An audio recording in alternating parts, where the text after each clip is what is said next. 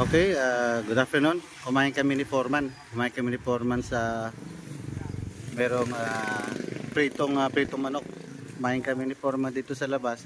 Tapos may nakita akong isang building o para tong arcade eh.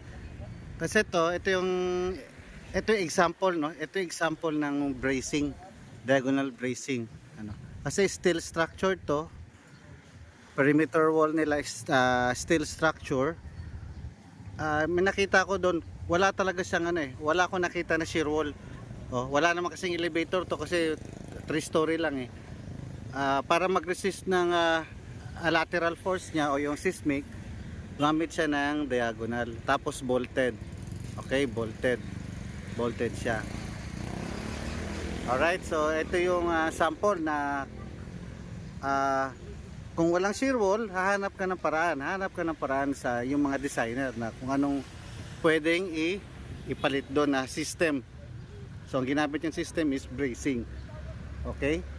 So yun muna ang sample natin ng diagonal bracing sa mga building. Sige, thank you. Bye-bye.